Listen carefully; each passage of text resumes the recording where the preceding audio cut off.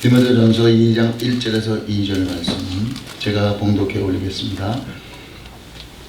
그러므로 내가 첫째로 권하노니 모든 사람을 위하여 간구와 기도와 도고와 감사를 하되 임금들과 높은 지위에 있는 모든 사람을 위하여 하라.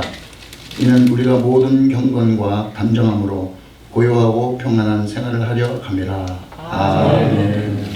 이 시간에 말씀을 선포해 주실 목사님을 소개하겠습니다. 여러분 잘 아시는 오정성학교의 이주용 목사님, 그 목사님한테 제가 은혜를 많이 받았는데 갈매산 기도에 오셔서 강연하신 설교하실 때 사랑의 목사님입니다. 사랑이 오늘 이 말씀을 통해서 우리 10년 가운데 많은 은혜가 넘칠 줄 기대합니다. 목사님 나오시겠습니다. 할렐루야. 아멘. 반갑습니다. 할렐루야. 아멘. 감사합니다. 여러분을 주의 이름으로 사랑합니다. 아멘. 제가 코로나 이후에 마스크를 벗고 설교해보는 지금 처음인 것 같습니다.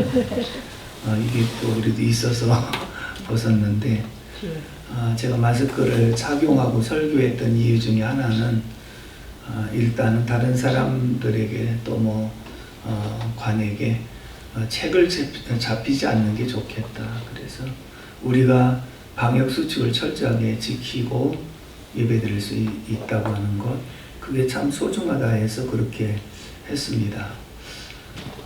그리고 지금까지 저희 교회는 코로나 이후에 한 번도 예배를 중단한 적이 없습니다. 새벽 기도도 철야 기도도 수요 예배도 한 번도 중단한 적이 없습니다. 중간에 확진자도 있었습니다. 확진자가 확진된 줄 모르고 와서 예배도 드렸습니다. 그런데 와서 예배를 같이 드리고 갔지만 그로 인해서 다른 사람에게 전염된 사례가 없었습니다.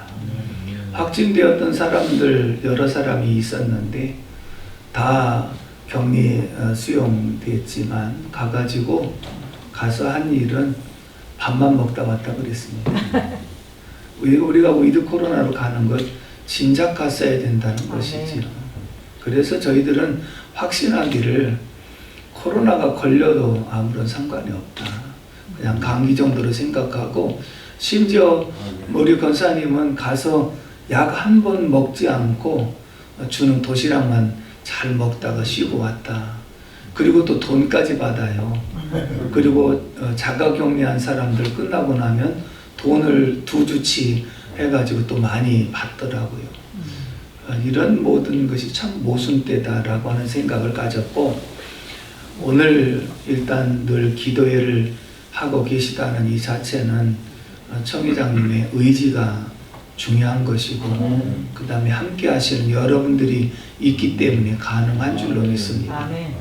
제가 설교하면서 이런 것을 말씀드린 적이 있습니다. 역사의 흥망성쇠의 주관자가 하나님이시고 또 인간의 생사와 화복의 주관자가 하나님이신데, 그렇다면 코로나도 주관하시고 이걸 모르시는 하나님이 아니신데 이 문제를 해결하실 분은 오직 하나님이시다. 그런데 그 하나님에게 도와달라고 기도해야 되는데 기도의 문도 막아놓고 예배의 문도 막아놓고 누가 과연 이 문제를 해결할 수 있겠는가? 결국은 한국교회 문을 자꾸 막아놓고 닫아놓은 것은 이 문제를 자꾸 더 연장시킬 뿐이다. 그래서 엘리야 시대에 바알에게 무릎을 꿇지 않았던 7,000명을 하나님이 남겨놓으셨다고 한 것처럼 바로 여러분들이 그러한 용사인 줄로 믿습니다. 힘들고 어려운 그런 상황 속에 있을지라도 정말 우리라도 기도하지 않으면 누가 이 기도를 할 것이며 이 어려운 난국을 어떻게 극복할 수 있겠는가 라고 하는 사명감이 사실은 더 많이 든 것이죠. 그래서 지금까지도 우리가 예배할 수 있었던 것은 그런 사명 때문에 한 것이고, 처음에 코로나로 인해서 교회를 자꾸 폐쇄하고 문을 닫게 될 때 저희는 제일 먼저 시작한 일은 당회를 열었습니다. 장로님들, 이런 상황에 우리가 예배를 그래도 끝까지 드려야 되겠습니까? 아니면 거기에 순응해야 되겠습니까? 장로님들 다 그냥 끝까지 예배를 드립시다. 그래서 당회에서 결의했습니다. 우리는 무슨 일이 있어도 예배 드린다. 당회에 딱 결의해놓고 성도들에게 선포를 했습니다. 당회에서 이렇게 결의했으니까 우리는 나갑니다. 단 만약에 물리적으로 우리가 잘못해서 교회가 공권력에서 폐쇄를 당한다면 그것은 순응하겠습니다. 그러나 그렇지 않고는 끝까지 갈 것입니다. 라고 했는데 지금까지 우리가 한 번도 예배를 중단하지 않았던 중간에 시에서 나오고 구에서 나오고 나와서 초창기는요 나와가지고 다 보여줬어요. 우리 지금 예배에 좌석 표 붙여놓은 거 들어올 때부터 거리 뛰고 발열 체크하고 손 소독하고 그리고 들어와서 자리에 앉아 있는 이런 모습을 다 보고 그분들이 와서 참 잘하고 계시네요. 뭐 그러고 갔다고 얘기도 하고 또 중간에 한참 뭐 힘들고 어렵게 할 때 그때 우리가 2주간은요 보통 10시 반쯤 나오더라고요. 그래서 9시에 예배 한 번 드린다. 우리가 1, 2부 9시, 11시 드리거든요. 그래서 그들 오기 전에 우리가 9시에 한 번 드린다. 그래가지고 2주간은 9시에 1부에 한 번에 드리고 났더니 왔더라고요. 뭐 소용이 뭐 있습니까? 뭐 그렇게 하면서 지금까지 해왔는데 중요한 것은 하려고 하니까 하게 하시더라고요. 여러분들이 힘들고 어려운 중에 기도하니까 하게 하시는 거예요. 그래서 참 이 기도에 얼마나 소중한가 하는 것을 정말 더 절실하게 느껴지는 것은 우리가 나라 민족을 위해서 기도하고 어떤 일을 위해서 기도할 때 하나님이 응답을 주잖아요. 기도 한 자만이 아는 거예요. 그게 하나님 우리의 기도를 들으셨구나 하는 그런 확신이 생기는 것 아니겠습니까? 그렇기 때문에 정말 우리의 기도가 결단코 헛되지 않고 반드시 응답으로 역사하실 줄로 믿습니다. 아멘. 코로나가 일상을 바꿔놓았습니다. 그래서 우리 합신청장 중심으로 교수님들이 공저한 내용이 뉴노멀 시대라고 하는 책을 써서 보내오셨더라고요. 읽어봤더니 뉴노멀 시대가 뭐냐? 비정상을 정상으로 바꾸는 시대라는 거예요. 비정상을 정상으로 바꿔놨다. 다시 말하면 정상적인 삶이 아니라 지금 일상을 뒤집어 놨잖아요. 그러니까 비정상이 뭡니까? 우리가 성경에 있습니까? 알기로 있습니까? 들어보니 무슨 비대면이 있고 온라인이 있고 그런 게 어디 있습니까? 비대면이 어디 있습니까? 그런데 지금은 비대면 예배가 정상이 되어버렸고 대면 예배가 비정상이 된 거예요. 그러니까 비정상이 정상이 되어버린 이 노멀 시대라 그렇게 말을 하는데 그런데 제가 이제 그걸 읽다가 놀라운 사실을 하나 발견하는데 그럼 이 뉴노멀 시대에 우리가 해야 될 일이 무엇이냐? 학자들 입에서 나온 말이 부르짖으라는 거예요. 이야 멋있다 그랬거든요. 학자들 입에서 나온 말이 부르짖어야 된다. 그냥 하나님 앞에 울어야 된다. 하나님 어떻게 하면 좋습니까? 하나님 해결해 주세요 하고 울어야 된다. 할렐루야. 아멘. 정말 명답이었거든요. 아멘. 오래전에 제가 라디오를 들으면서 어느 서울에 청년들이 많이 모이는 교회에 그 담당 목사예요. 부목사인데 담당 목사가 인터뷰를 하더라고요. 그 교회 청년들이 많이 모이는 이유가 무엇입니까? 그리고 청년의 부흥의 비결이 무엇입니까? 라고 질문을 할 때 저는 의외의 대답을 들었어요.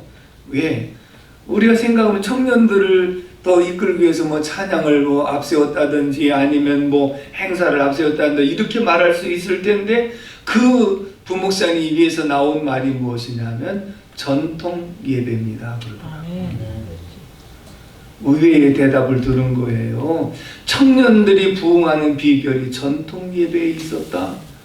얼마나 멋집니까? 다시 말하면 우리가 형식적이고 의식적인 잘못된 전통이 아니라 말씀에 입각한 전통은 반드시 지켜야 될 줄로 믿습니다. 그렇기 때문에 우리는 어떤 상황 속에서도 예배라고 하는 것이 왜 소중한가? 우리는 다 물론 다 알고 있습니다만은 최근에 제가 사사기를 강의하고 있는데 사사기 내용을 통해서 깨달은 것이 무엇이냐면 사사시대의 특징이 자기 소견에 옳은 대로 행하였더라라고 하는 것이잖아요. 그런데 반복되는 삶이었어요. 무엇이 반복되느냐? 태평성대를 누리면 금방 하나님에게서 멀어져서 우상을 섬기고 죄악에 빠져요. 그러면 하나님의 채찍과 징계가 임합니다. 그러니까 이방의 손을 통해서 또 괴롭힘을 당하니까 힘들고 어려워서 하나님 앞에 회개하고 도와달라고 웁니다. 그러면 하나님 긍휼히 여기사 사사를 보내서 회복을 시켜줍니다. 그러면 이것이 반복될 때 하나님, 그래도 우리가 지난날 잘못했을 때도 용서하셨고 다시 태평성대를 누리게 하셨으니 감사합니다. 지속적으로 이렇게 살게 하옵소서 라고 해야 되는 것이 마땅하잖아요. 그런데 또다시 죄를 짓는 거예요. 또다시 하나님에게서 멀어져 우상을 섬기. 이게 반복되는 생활이에요. 근데 왜 반복되는 생활을 하고 있었는가? 이런 부분이었어요. 첫째는 여호수아가 죽고 여호수아와 함께 했던 장로들도 다 죽고, 그 다음에 하나님께서 이스라엘 백성들에게 행하신 일들을 잊어버리고 하나님을 알지 못하는 세대가 오니 그렇게 행했다는 거예요. 그러니까 이 신앙의 유산을 못 물려준 거예요. 이 복음의 역사를 못 물려준 거예요. 그러니까 하나님에 대해서 들어보지도 못했고 알지도 못하는 세대니까 결국은 그렇게 반복되는, 하나님에게서 멀어지고 또 징계를 받고 회개하고 또 태평성대를 누리면 또다시 이런 반복되는 삶이었다는 거거든요. 그러면 죄도 반복되니까 이런 역사가 있었는데, 그렇다면 오늘 정말 중요한 것이 무엇이냐면 예배의 습관의 반복이거든요. 자, 제가 이렇게 말을 했어요. 어떤 일을 반복해서 하면 습관이 되고, 습관이 반복이 되면 체질이 되고, 체질이 반복되면 삶이 되고, 삶이 반복되면 인격이 된다는 거예요. 그러니까 어떤 일을 반복해서 반복을 하다 보면 이 몸에서 배어나오는 체질과 인격이 그 삶 자체예요. 그런데 우리가 하나님께 가까이 하면 복이라고 그랬는데, 하나님께 가까이 하는 것이 복인데 하나님께 가까이 하는 방편이 뭡니까? 하나님은 예배하는 자를 찾으시고 만나주시고 은혜 주시고 복 주신다고 하셨거든요. 그러면 하나님께서 우리를 직접 대면에 만나면 다 죽어요. 그런데 하나님이 우리를 만나주시는 방편이 예배거든요. 아멘. 기도거든요. 아멘. 그러면 예배의 습관과 기도의 습관은 하나님을 가까이 하는 비결이란 말이에요. 아멘. 그런데 예배가 소홀해지고 기도가 소홀해지면 하나님에게서 멀어지는 거예요. 그러니까 이 시대가 지금 하나님에게서 멀어지는 습관을 만들어 놓은 것이거든요. 그러니까 하나님에게서 멀어지는 습관이 되어지니까 사사시대와 같이 자기 소견에 옳은 대로 살아가는 거예요. 그러면서 이제는 이 시대에 온라인 예배에 콘텐츠를 개발하고 그러면서 뭔가 활성화를 시켜야 된다고 그러는데 물론 필요하겠지요.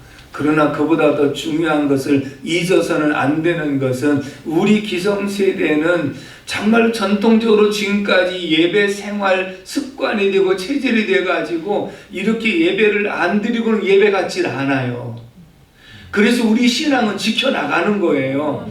근데 우리 후손들은 이 온라인 예배가 나오면서 어떤 현상이 생겼느냐면 너무 편리주의에 빠진 거예요. 심지어는 어떤 교회 장로가 그랬다고 그러더라고요. 아니 온라인 예배 드리니까 그렇게 편할 수가 없다고. 아니 이게 중직자의 입에서 나오는 말이냐고요. 왜냐하면 그때 시간 놓치면 가서 핸드폰 갖고 어디 가서 말씀만 듣는 것이 예배라고 착각을 하고 있거든요. 그러면 어른들은 다시 그것이 회복이 될 수 있다고 하지만 청소년들과 어린아이들은요, 이 코로나 시대에 거의 교회를 안 나왔어요. 부모가 못 나가게 했어요. 그러면 그 아이들은 예배의 습관은 핸드폰 보고 드리는 게 예배라고 안다고 한다면, 그런 습관과 그런 어떤 체질이 되어진다고 한다면, 자칫 잘못하면 탈교회, 무교회주의가 될 수 있어요. 교회가 없어도 되는 거예요. 그러면서 또 알기는 또 잘못 알고 있어가지고 우리 자체가 교회인데 어디 가서 예배 드리면 안 되느냐고. 물론 무형교회로서 예배를 어디서 드리는 것 중요하지만 유형교회가 필요한 것은 교회의 4대 사명이 예배와 교육과 전도와 봉사, 이 네 가지가 포함된 것이 교회의 사명이라고 하는데, 우리는 단순히 온라인을 통해서 설교만 듣는다고 예배가 아니라 나와서 교제하고 그리고 교육도 받고 전도도 하고 봉사도 하면서 우리의 믿음이 성숙해지기 때문인 줄로 믿습니다. 그런데 잘못된 예배의 습관을 지금 후손들에게 물려주면 이들은 하나님께 가까이 할 기회를 자꾸 놓쳐버리는 것이거든요. 그렇기 때문에 이런 것을 생각할 때 이 시대에 우리가 어찌하든 예배를 파수하고 기도를 파수할 수 있는 이런 모습이 얼마나 중요한가. 그래서 여러분들이 이런 시대에 계속해서 기도할 수 있었다는 그 자체가 정말 소중한 일인 줄로 믿습니다. 오늘 본문 2절의 말씀을 다 같이 읽겠습니다. 2절 말씀 시작. 임금들과 높은 지위에 있는 모든 사람을 위하여 하라. 이는 우리가 모든 경건과 단정함으로 고요하고 평안한 생활을 하려 함이니라. 아멘. 우리에게 분명하게 말씀했어요. 기도와 간구와 도구와 감사를 하나님께 아뢰되 임금들과 높은 지위에 있는 사람들을 위해서 기도하라. 나라 민족과 대통령과 지도자들을 위해서 기도하라. 요즘에 저는 그렇게 기도해요. 하나님, 대통령을 붙드시고 의정자들을 붙드시고 올바른 길로 이끌어가게 하시옵소서. 그러나 그들 손에만 맡겨서는 안 되겠사오니 하나님이 직접 간섭해 주시고 이끌어 주옵소서. 너무나도 잘못된 길로 가고 있기 때문에 하나님이 막으시고 하나님이 직접 다스려 주셔서 올바른 길로 갈 수 있도록 도와달라고 그렇게 하소연하고 기도하고 있거든요. 그렇기 때문에 저와 여러분들은 나라 민족을 위한 기도, 대통령과 지도자들을 위한 기도가 이렇게 소중한 줄로 믿습니다. 반드시 있어야 되는 기도인 줄로 믿습니다. 구약에 보면 백성들이 하나님 앞에 바로 서지 못하면 악한 왕을 세워서 악한 왕이 횡포를 저지름으로 고통 중에 있습니다. 그런데 백성들이 하나님 앞에 바로 설 때 선한 왕을 세워서 선한 정치를 함으로써 태평성대를 누리는 모습을 보게 되거든요. 그렇다면 오늘 이러한 모든 일들이 한국교회에 대한 채찍이거든요. 경성하라는 것이거든요. 그래서 너희가 바로 서면 선한 왕을 세워서 올바르게 다스려 가겠다고 하는 것이 하나님의 뜻인 줄로 믿습니다. 그런데 우리들이 깨우치지 못하고 한국교회가 마치 사실 이 코로나의 방역이요, 과학적이지도 않고 합리적이지도 않고 어떤 통계를 갖고 한 것도 아닙니다. 여러분, 지금 한국교회 50% 예배가 허용된다니까 좋아하지만 왜 50%입니까? 운동 경기장은 다 100% 들어가도 되고 백화점이나 이런 데는 옛날부터 다 100% 들어가고, 그런 데는 100% 가면은 안 걸리고 교회는 50%만 오면 안 걸리고 50% 넘으면 걸립니까? 이게 합리적인 것이 아니거든요. 다시 말하면 이런 것에 너무 익숙해가지고 한국교회가 여기에 저항하지 못하고 그리고 거기에 순응을 해서 어떤 결과를 가져왔는지 최근에 여러분들 통계 나온 것 아시지 않습니까? 지난 10월 3일 날 일본에서 한 7천 몇 교회를 만 교회인가를 방문 조사를 할 때 주일날인데도 이제 대면 예배를 드리는 곳, 그 다음에 온라인을 겸해서 드리는 곳, 그리고 예배를 전혀 주일날인데도 온라인도 안 드리고 대면 예배도 안 드리는 곳이 16%였거든요. 그게 6만 5천 교회로 16%면 약 1만 교회 이상이 주일날 예배를 안 드린다는 그런 통계였거든요. 그리고 실제적으로 총회가 지나고 나면 총회마다 교세가 다 나오는데 지금 150만 이상이 떨어진 것으로 그렇게 나왔거든요. 그렇다면 보십시오. 저는 이걸 통해서 참 충격을 받은 것은 자, 옛날 92년 10월 28일 날 시한부 종말론자들 불발로 끝났습니다. 그런데 그것으로 끝난 것이 아니라 시한부 종말론이 불발로 끝난 다음에 나타난 현상이 무엇이냐? 한국 강단의 종말론이 사라졌어요. 그런 말씀을 전하면 시한부 종말론자들로 치부를 당하기 때문에, 그러다 보니까 이것이 종말론이 사라진 것이 단순히 그것으로 끝난 것이 아니라 세월이 지나니까 한국 강단에서 현세적인 축복만 강조하는 계기가 되어짐으로 미래에 대한, 천국에 대한 소망보다는 현세에서 잘 먹고 잘 사는 게 축복이라고 생각하기 때문에 전부 다 현세적인 축복에만 눈이 어두워지, 이러한 모습이 결국은 풍부 속에 살아가면서 하나님에게서 점점 멀어지는 결과를 가져왔고, 또 한 가지는 결국은 노방전도가 사라져 버렸거든요. 그러니까 한국교회에 엄청난 손실을 끼쳤다는 거예요. 마귀 역사가 도망가지고 쫓겨가면서도 이런 분명한 이 나쁜 열매를 맺어놓게 했던 그런 과거의 아픔이 있듯이, 지금 현재 코로나라고 하는 것, 전 세계적으로 누구든지 어떻게 막을 수 없는 그런 현실의 이런 문제가 결국은 이제 위드 코로나로 가면서 한국교회 현상의 만교회 이상이 지금 거의 예배를 못 드리고 있는 그런 상황이 되었고, 150만 이상이 한국교회의 성도들이 떨어졌다는, 우리 성도들도요, 그렇게 예배를 계속 드려도 회사에서 가면 안 된다고 했기 때문에 직장인들 가운데 못 나오는 사람, 또 부모님들 자녀들이 못 나가게 해서 못 나오는 사람, 또 심지어는 자녀들은 부모가 못 나가게 해서 못 나오는 사람, 이런 사람들이 항상 있었어요. 지금도 있어요. 아직도 회복이 안 된 사람들이 있어요. 2년 가까이 한 번도 안 나온 사람들도 있거든요. 그런 사람들이 앞으로 우리 교회에다 그렇게 장담할 수 있는 상황은 아니거든요. 그렇다면 지금 우리가 이 기도가 필요한 이유는, 결국은 이런 상황 속에서 이 마귀는 자기들 소기의 목적을 달성하기 위해서 공권력을 동원해가지고 굉장히 한국교회를 핍박하고 박해하는 이런 결과를 가져왔다는 사실을 알아요. 그렇다면 오늘 우리들이, 주의 종들이 정말 정신 차리고 아무리 힘들고 어려워도 그래도 기도해야 되겠다, 그래도 예배를 드려야 되겠다, 강권적으로 밀고 나갔고 큰 교회가 이렇게 일어섰다고 한다면 이런 핍박을 안 당했을 거예요. 전부 다 앞에서부터 순응하고 나가기 때문에 저렇게 하면은 틀림없이 들고 일어날 줄 알았더니 안 들고 일어나네. 그러니까 얼마든지 핍박을 해도 되겠다 해서 이제는 별 일을 다 하고, 어제 뉴스에 보니까 차별금지법에 대해서 이제 다시 공론화를 시켜갖고 오늘 뭐 기자회견을 한다고 그러지 않습니까? 무시하는 거예요. 결국 우리가 지금 무시를 당하고 있는 것이 현실이거든요. 그래서 기도하라, 이렇게 말씀을 하신 거예요.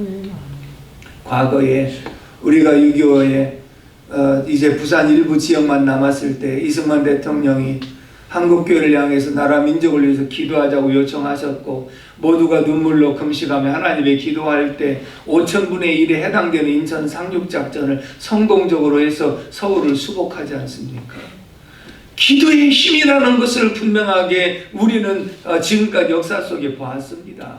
저는 88 올림픽 때 박세직 당시의 조직위원장이 한국교회를 위해서 기도해달라고 요청을 했잖아요. 그리고 한국교회 기도해서 정말 은혜 가운데 효자 태풍이라는 말을 좀, 태풍도 조용하게 지나가고 잘 맞췄지 않습니까? 97년도 IMF 때 정말 이것이 굉장히 언제 IMF에서 벗어날지 모른다고 했지만 한국교회가 정말 많이 기도했잖아요. 일찍 IMF를 벗어날 수 있었던 것, 지금까지 나라 민족을 위해서 한국교회 기도할 때마다 위기를 잘 극복하고 이겨낸 것을 우리는 기억합니다. 그렇다면 오늘 우리들이 기도하는 것 결단코 헛되지 않고 그때마다 하나님께서 역사하시는 줄로 믿습니다. 결론입니다. 왜 기도하라고 그러냐? 우리가 모든 경건과 단정함으로 고요하고 평안한 생활을 하려 함이니라. 기도하면 기도할수록 우리에게는 평안을 주신다. 나라가 안정이 된다는 것이거든요. 그렇기 때문에 우리는 이제 앞으로 대선을 앞두고 지금 각 이제 후보자들을 선정하고 또 이제 이 대권 레이스에 지금 접어들었는데 참으로 우리가 다음 세대를 맡길 만한 사람이 누구겠는가? 이런 면을 생각할 때 또 한국교회가 올바로 세워져 갈 수 있는 길이 무엇이겠는가? 지금 현재 돈만 주면 어른들 가운데 그런 얘기를 하는 분들이 있다. 누구를 찍어주면 좋겠다. 왜? 그 사람 돈 준다겠다. 25만 원씩 준다. 50만 원씩 준다는데 그 사람 찍어줘야 된다고. 나라의 빚이 천조인데 자기 돈 갖고 주는 것도 아닌데 빚을 얻어가지고 생색내고 그러면서 과연 나라가 망하고 있는 것도 모르고 일단만 생색만 내면 된다고 생각하는 이러한 모습이 참으로 안타깝다라고 하는 것이죠. 그러므로 주의 종들이 정신 차리고 기도하면서 성도들을 깨워서 한국교회 장래에 우리 후손들에게 아름다운 신앙의 유산을 물려주고 그리고 아름다운 자유 대한민국 체제를 계속 물려줄 수 있는 저와 여러분들이 되기를 주님의 이름으로 축복합니다. 아멘. 기도하겠습니다. 고마우신 하나님 아버지, 은혜와 사랑을 진심으로 감사를 드립니다. 오늘도 아침에 하나님 앞에 기도를 올려드릴 수 있게 하셔서 감사합니다. 대통령과 나라와 민족을 위해서 기도하는 것이 우리의 고요하고 평안한 생활을 위함이라고 말씀해 주셨사오니 우리의 기도가 결단고 헛되지 않게 하시고 두세 사람 예수의 이름으로 모이는 곳에 함께 하신다고 말씀하신 주님, 이곳에 우리와 함께 하심을 감사합니다. 우리의 기도 속에 응답해 주심을 감사합니다. 한 분 한 분 만나 주시고 은총을 덧입혀 주시옵소서. 이 기대가 힘을 얻게 하시고 더 힘을 낼 수 있도록 도와 주시옵소서. 예수님의 이름으로 기도 올려옵나이다. 아멘.